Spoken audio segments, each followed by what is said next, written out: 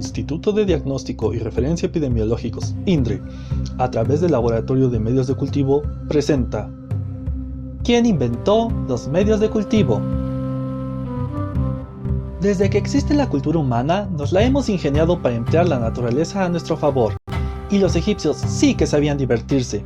Ya por el año 3500 a.C. producían cerveza y vino, y por lo tanto tenían que conservar los microorganismos.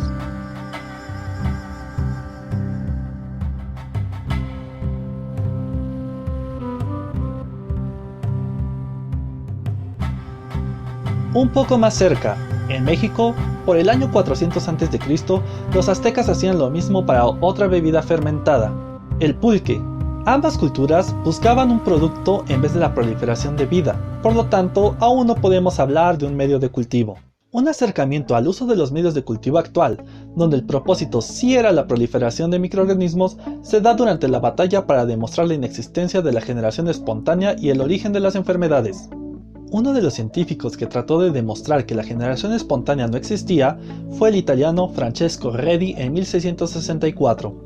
La gente en aquella época pensaba que las moscas se generaban mágicamente cuando la carne estaba en contacto con el aire. Sin embargo, Redi pensaba que lo que en verdad pasaba era que las moscas dejaban a sus crías al posarse sobre la carne y planteó un ingenioso experimento usando 3 frascos para demostrarlo. El primero estaba abierto y la carne tenía contacto con el aire y con las moscas. El segundo era un frasco tapado con corcho donde la carne no tenía contacto con el aire ni con las moscas. Y el último frasco estaba tapado con un paño, de tal forma que la carne estaba en contacto con el aire pero no con las moscas. Con el paso del tiempo observó que las larvas de moscas solo aparecían en la carne que tuvo contacto con las moscas y por lo tanto, no existía la generación espontánea. Aún con todo lo anterior, la gente no lo creyó, y casi 100 años después, en 1769, el italiano Lazzaro Spallanzani ideó un nuevo experimento, donde en vez de usar carne, ocupó un caldo que era echado a perder por microorganismos. Spallanzani hirvió el caldo y después selló la boca del matraz impidiendo su contacto con los microorganismos. Como la gente pensaba que era completamente necesario el aire para la generación espontánea, y en este experimento no había contacto con él, nadie le creyó. Es hasta casi otros 100 años después, en 1861, que el francés Louis Pasteur crea su famoso experimento con los matraces de cuello de cisne, donde el caldo tenía contacto con el aire, pero la curvatura del cuello del matraz impedía el contacto del caldo con los microorganismos y este no se echaba a perder hasta que se rompía el cuello del matraz. Después de su exitoso experimento, elaboró una mezcla de levaduras, ceniza, azúcar y sales de amonio y observó la necesidad de nitrógeno, carbono y vitaminas por las bacterias. También logró deducir que algunos componentes particulares podían hacer que proliferaran o se inhibieran ciertas bacterias y que existía una competencia por los nutrientes. A este se le llamó medio Pasteur, que después perfeccionó Ferdinand Kohn. De hecho, es el alumno de Ferdinand Kohn, el alemán Julius Oskar Breffel, quien en 1872 publica por primera vez el nombre medio de cultivo y que usa para el cultivo de hongos.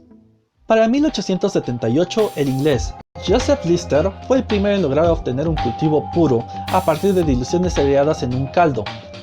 Tras varios años, este método daría origen a la técnica del número más probable para el control de calidad. El alemán Robert Koch veía poco práctica la técnica de Lister para obtener cultivos puros en medios líquidos y se dio a la tarea de mejorar la técnica a través de conseguir formular medios sólidos. Entre los solidificantes que probó se encontraban la albúmina de huevo coagulada, el almidón y hasta papas, pero el mayor avance lo logró en 1881 cuando integra a las formulaciones la gelatina.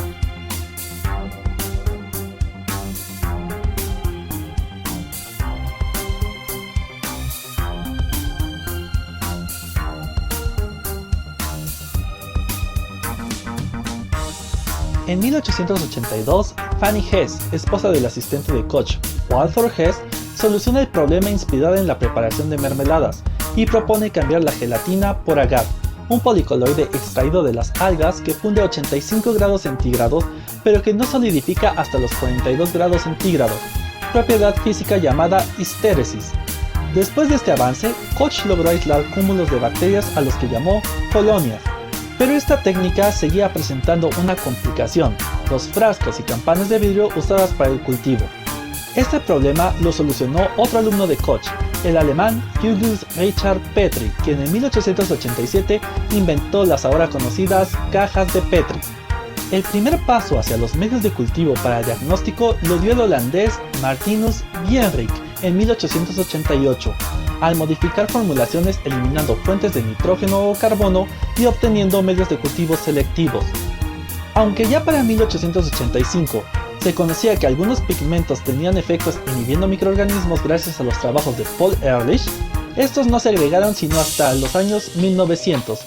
De hecho, el primero en aprovechar esta propiedad fue Alfred McConkie en 1905, el cual usó sales de bilis para seleccionar bacterias fermentadoras de lactosa en muestras fecales.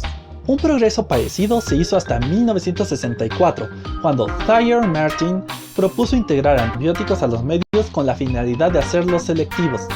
Otra propiedad de los medios de cultivo muy útil en el diagnóstico fue introducida por Burst en 1892, quien añadió indicadores de pH a los medios de cultivo, obteniendo de esta forma medios diferenciales.